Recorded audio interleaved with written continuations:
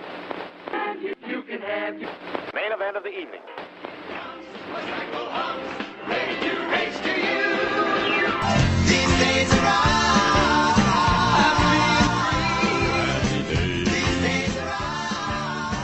Hello and welcome to These Days Are Ours, a Happy Days podcast. I'm Peter. And I'm Joe. And today we are discussing Season 10, Episode 12, Hello, Pfisters. Okay, Peter, tell us what happens in Hello, Pfisters. We open with Fonzie and Heather playing in Ashley's apartment, only to discover a letter Ashley received, an invitation to the 30th wedding anniversary of her parents, George and Millicent. Ashley, I think you threw something very important away.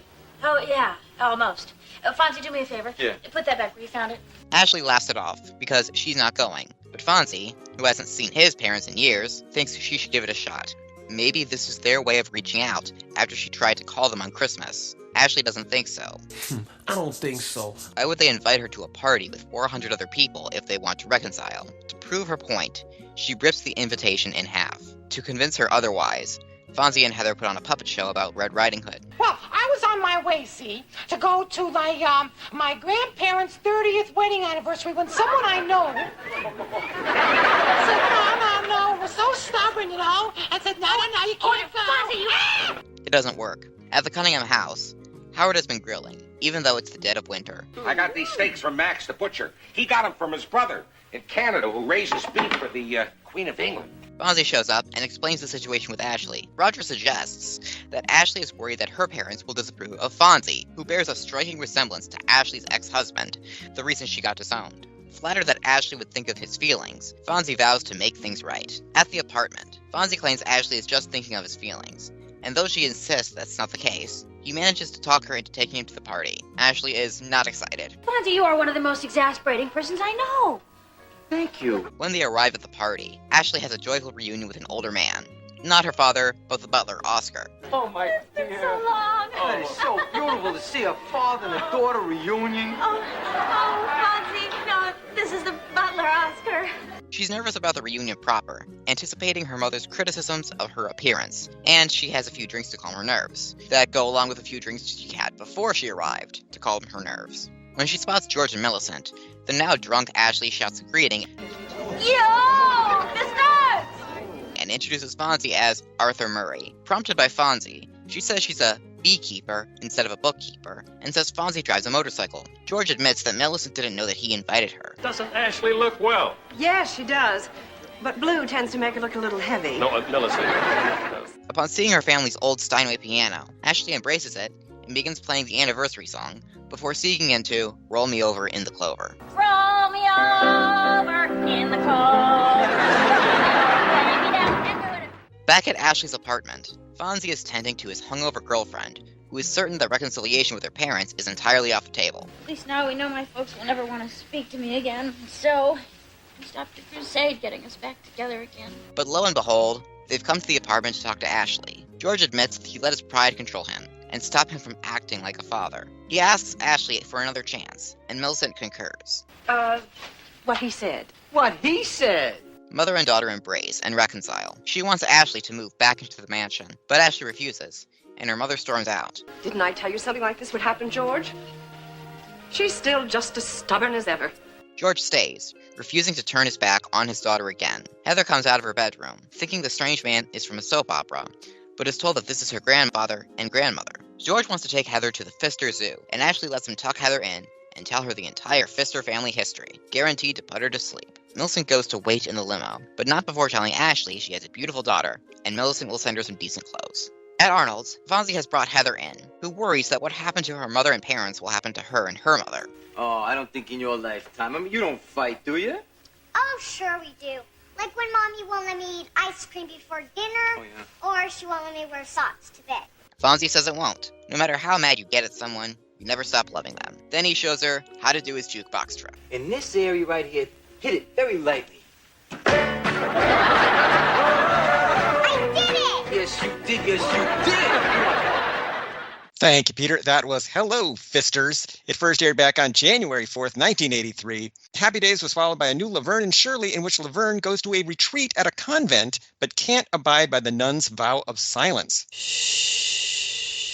Gary Marshall directed this episode himself. CBS went with The Wonderful World of Disney. This week they were showing the first half of the 1973 live-action comedy, The World's Greatest Athlete, starring Jan Michael Vincent as a Tarzan-type jungle dweller who comes to America to compete in track and field. The cast includes Tim Conway, Roscoe Lee Brown, John Amos, Nancy Walker, and more. It's Jan Michael Vincent as Nanu, the jungle phenomenon. I want to take you to America. Who becomes a coach's dream overnight. For losers Tim Conway and John Amos. And NBC aired an hour-long special called It Only Hurts When You Laugh, a comedic look at the day-to-day problems of modern life, hosted by Robert Guillaume. Guests include Sid Caesar and the comedy team of Bob and Ray. Cheech and Chong are in there too. Tuesday, in an all-new comedy special, Robert Guillaume, Sid Caesar, Robert Mitchum, and Cheech and Chong prove it only hurts when you laugh. So, Peter, of those three choices, what are you watching? I'll watch It Only Hurts When I Laugh. I like Cheech and Chong. I'm probably watching It Only Hurts When You Laugh as well. For me, it's because of Bob and Ray. Although I would be tempted by that World's Greatest Athlete movie on The Wonderful World of Disney. You're a real Jan Michael Vincent head? I am, in fact, yes. Hello, Pfisters was directed by Jerry Paris and was written by William Bickley and Michael Warren. The most recent of their episodes that we covered was called A Woman Not Under the Influence. As for guest stars this week, let's start with Craig Stevens as George Pfister. If you knew how long I've waited for this. Craig was a film and television actor from Liberty, Missouri, best known for playing the jazz-loving private detective Peter Gunn from 1958 to 1961, and then in the 1967 movie Gunn.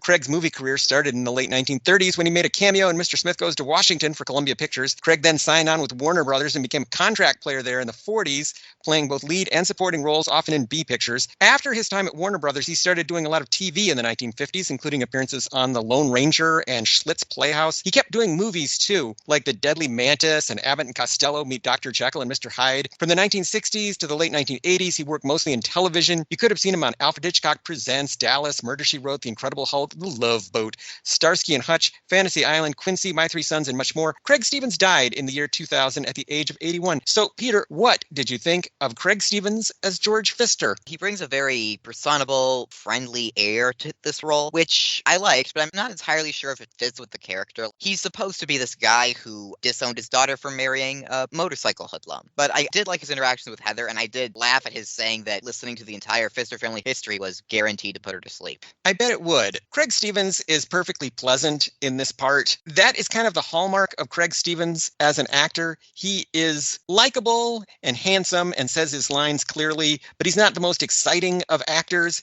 Even if you watch Peter Gunn, the least exciting aspect of that show is Peter Gunn himself. The cool part is the music by Henry Mancini and all the film noir type atmosphere and the very dramatic editing and lighting. Peter Gunn himself is kind of a dullard. He does kind of look like a guy who might have been on a soap opera at some point. Maybe not anyone's favorite arc of a soap opera, but, you know, he was there. Maybe. We also have Marla Adams as Millicent Pfister. I don't see myself as a grandmother.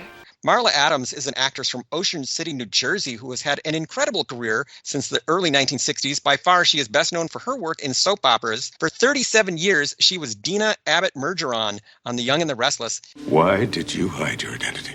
I was afraid to tell the truth. Afraid of what? In fact, she took that role not too long after doing this episode of Happy Days. She only retired from Y&R in 2021. During that time, she also did long runs on Days of Our Lives and Generations. Elsewhere, Marla turned up on The Golden Girls, Columbo, Baywatch, Who's the Boss, The Love Boat, Starsky and Hutch, Perfect Strangers, Hill Street Blues, Matlock, and too many more to count. She's also in the movies Splendor in the Grass and Gotcha. Today, Marla is still alive, but retired. Peter, what did you think of Marla Adams as Millicent Pfister? She's terrific. She's this very imperious, cold woman. You do get the sense that she does care about her daughter and want to reconcile, but she also doesn't want to apologize, and she wants any reconciliation that happens to be on her terms and get her what she wants, which is Ashley back in the Pfister mansion. Marla Adams is given a much more interesting character to play than Craig Stevens.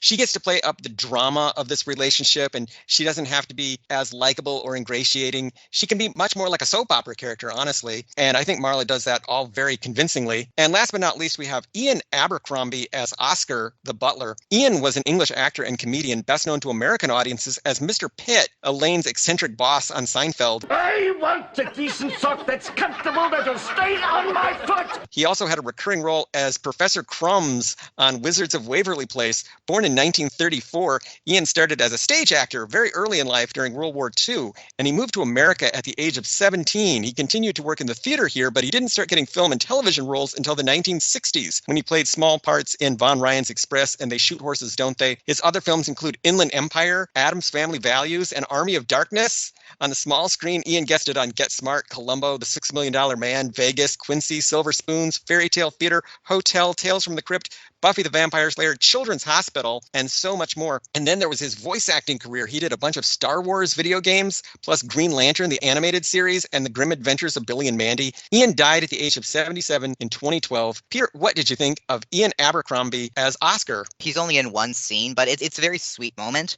where he and Ashley recognize each other, and they're just incredibly happy to see each other, probably because Ashley grew up in a cold and loveless household, and she probably saw more of him than she did of her own parents, which is something that also came up back in All I Want for Christmas, where she had a very emotional phone call with her housekeeper and not her actual parents. Ian Abercrombie is one of these actors who was just put on this earth to play English butlers. He has that great accent and that very polite manner to him. Of course, it was a delight to me as a viewer of Seinfeld to see Mr. Pitt on Happy Days. And of course, I remember him eating his candy bars with a knife and fork on that show. And then there's this whole scene where he gradually transforms into Hitler by the end of an episode. We will annex Poland by the spring at any cost. And our stock will rise high. You'd have to see the episode to understand what I'm talking about. Yeah, I probably would have to see that episode to understand what you're talking about. As for songs in this episode, Linda Pearl drunkenly performs the anniversary song and Roll Me Over in the Clover. The anniversary song started as a Romanian melody called Waves of the Danube in 1880.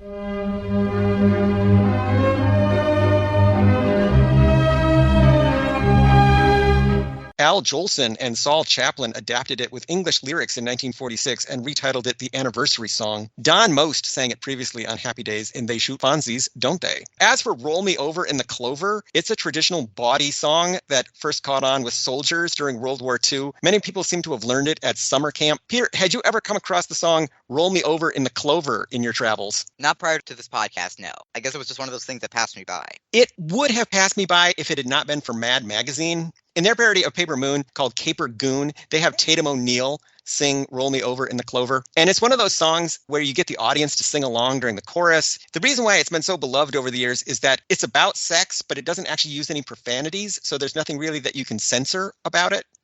Just like the entire song itself. At Arnold's, we hear Run Around Sue by Dion. He took it to number 1 in 1961. I think we've heard that a few times on Happy Days before. As for cultural and historical references, Ashley's parents are celebrating their 30th wedding anniversary, which is the Pearl anniversary. I don't know if this was a pun on Linda Pearl's name. I was also going to do a joke about giving Ashley's mother a pearl necklace for her anniversary, but I decided against it because we have a classy podcast here, Peter. Very classy. Fonzie and Heather perform a puppet show of Little Red Riding Hood. I am so hungry, and there is nothing to eat here in the forest. This is a folk tale that goes back as far as 17th century Europe. The two best-known written versions are by, of course, the Brothers Grimm and Charles Perrault. Peter, how did you react to Little Red Riding Hood as a story when you were a kid? Did you like it? Did you not like it? I liked it when I was a kid. Do you think there should be like a Little Red Riding Hood movie, like a full CGI, full-length animated movie or something? There's been a bunch of retellings of it. Sometimes it goes like the deconstructionist Freudian route. Sometimes it's just straightforwardly retelling it. Sometimes it's like that 2011 one where it's cashing in on Twilight. Maybe we've used up Little Red Riding Hood then. Howard says his butcher's brother in Canada raises beef for the Queen of England. It's incredible. They feed these steers oats and cream every single day. As far as I can tell, no such arrangement has ever existed in real life. Elizabeth II ordered Highland cattle to be kept at Balmoral. Howard also says that the Prince of Wales turned vegetarian. And they had some extra cuts left over this year because the Prince of Wales decided to become a vegetarian. In the early 1960s, the Prince of Wales was Prince Charles, who was just a teenager at that point and hadn't gone vegetarian. As an adult, Charles is not a strict vegetarian, but he limits his intake of meat and dairy. scary. And then Howard mentions Buckingham Palace, the London residence of the royal family since the early 1700s. Yeah, but unless they eat at Buckingham Palace, it's not going to taste like this. It is frequently used for state dinners and the like, so if you were going to dine with the royal family, it would probably be at Buckingham Palace. So, Peter, what did you think of all this royal family stuff in this episode? I did not understand why they were in this episode. I guess as a parallel to Ashley's very wealthy, powerful family that lives in a mansion. Yeah, I guess maybe, but that's lots of families. I don't know why the royals specifically. It's not really called attention to in the episode. Howard just keeps referencing them because he likes steaks. And it represents that the stakes are very high in this episode, you see. Oh, that makes sense. I think they just are coming up with random things for Howard and Marion to do because they don't know what else to do with them. So, like, what if Howard got a bunch of royal steaks from the Queen of England or something? That could be a story. It did amuse me that he was grilling them outside in the winter. And I like that Happy Days remembered that if this is taking place after the Christmas episode, then it would still be winter. Fonzie refers to Ashley as Mamie Van Eisenhower. Is she a regular Mamie Van Eisenhower or what? He is combining the names of two celebrities, Mamie Eisenhower, who was First Lady of the United States from 1953 to 1961, and Mamie Van Doren, the blonde actress from South Dakota who was one of the major sex symbols of the 1950s and 60s. Party Girls for the Candidate stars those two sensuous personalities, Mamie Van Doren and June Wilkinson. Peter, who would you rather have met, Mamie Van Doren or Mamie Eisenhower? Mamie Van Doren, probably. You know, she's been in some pretty cool movies. She's met some pretty cool people. Yeah, I'd like to hang out with Mamie Van Doren. And she's on Twitter, so if you hear this, follow Mamie Van Doren on Twitter. Ashley introduces Fonzie as Arthur Murray. The Arthur Murray Party, brought to you by 5-Day Deodorant Pads. Arthur was a ballroom dancer and businessman who became famous for founding a chain of dance studios. He died at the age of 95 in 1991, but the chain still exists. In fact, there are 3 within driving distance of where I am right now. Peter, have you heard of Arthur Murray Dance Studios? Yes, I have. Have you ever been to one? I have not. Did you know they were still around? I hadn't really thought about it, but I guess that makes sense. Fonzie jokes, Simple Simon says, put your hands above your head. Again, he's combining 2 things. Simple Simon, an English nursery rhyme first published in 1764, and Simon Says, a children's game in which players are instructed to perform various physical actions, but only after hearing the phrase Simon Says. There doesn't seem to be any connection between the nursery rhyme and the game other than the name Simon. I like to play a game that is so much fun, and it's not so very hard to do. The name of the game is Simple Simon Says, and I would like for you to play it too. Fonzie says, Ashley, you are hugging a Steinway. Steinway & Sons is a piano manufacturer founded in New York in 1853 by a German immigrant named Heinrich Steinweg, who anglicized his name to Steinway. They make only 2,600 pianos per year, but they're still considered among the 4 top piano companies in the world. I had never heard of the other 3. Do you have a favorite piano company, Peter? I can honestly say that I had never thought about it, but then again, I cannot play the piano. I can't either. I have tried, though. I don't know how to play the piano. I never took the time to learn.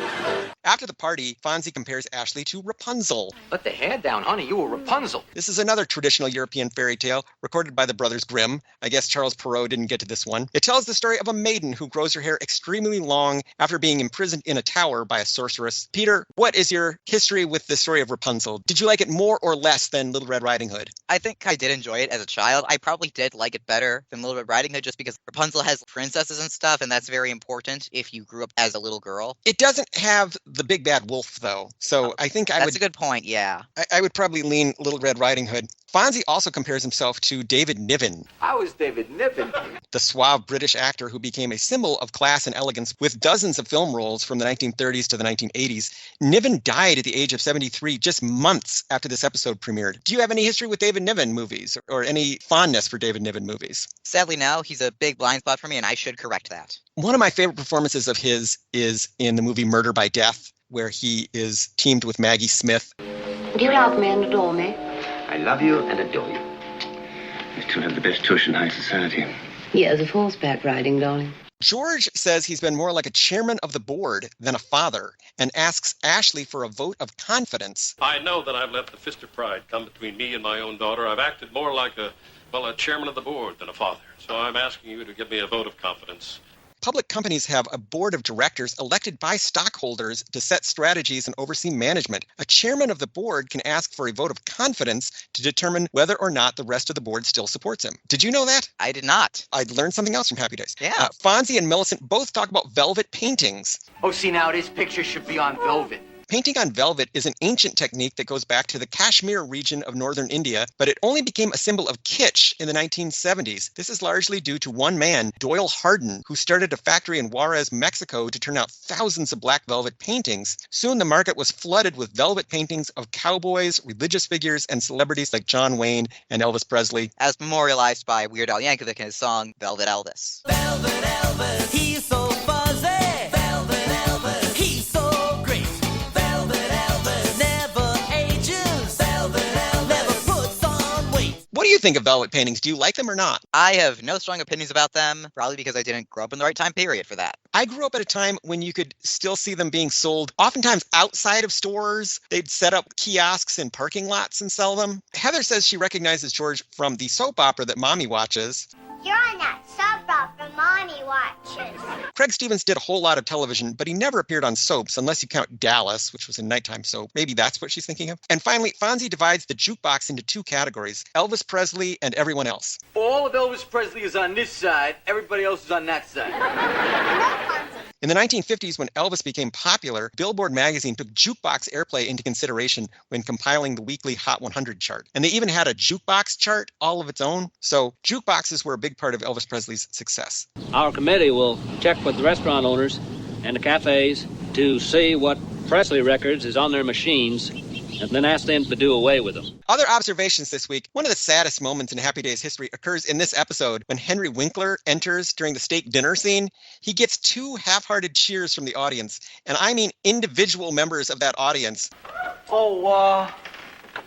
So Fonzie mania is definitely over. Did you hear that? He gets like one little woo, and then somebody else goes woo. It's as if they're trying to determine, are we still doing this? It's really, really sad. I guess that's part of why Happy Days is coming to an end next season. What goes up must come down. Roger jokes about leather being outlawed. Fonz, what's the long face for? Did they outlaw leather? God,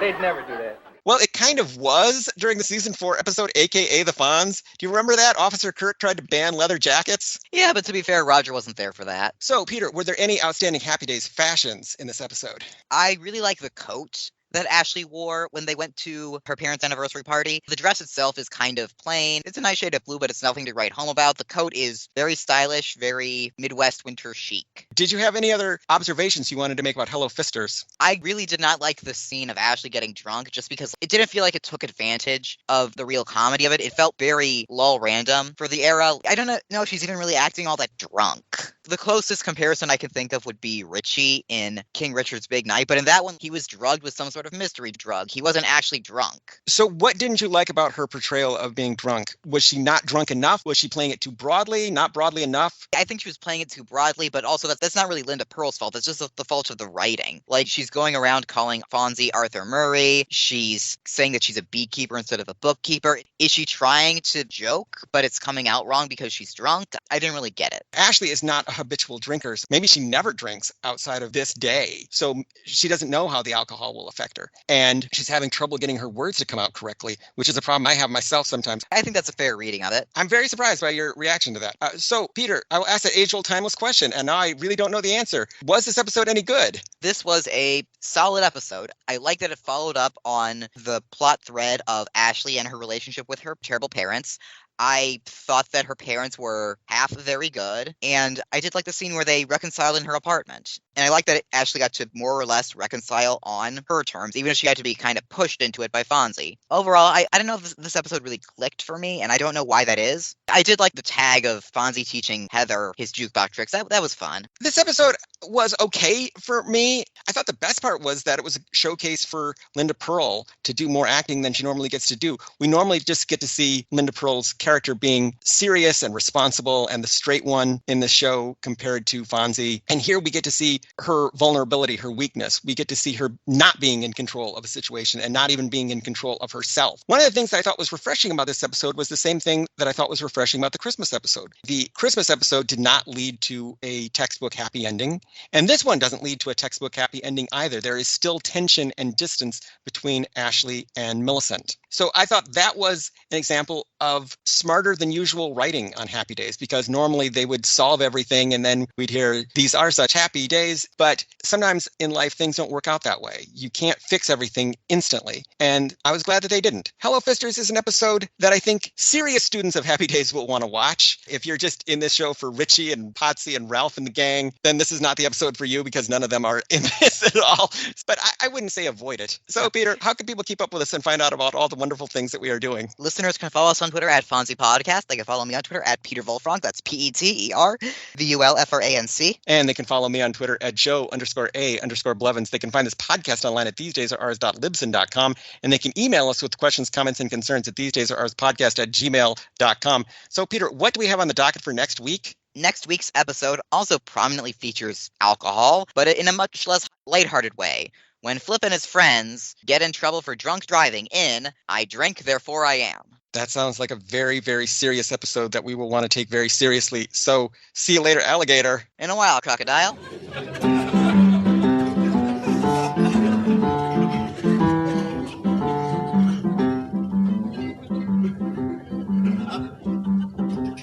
Now this is number one, and the fun has just begun. Roll me over, lay me down, and do it again.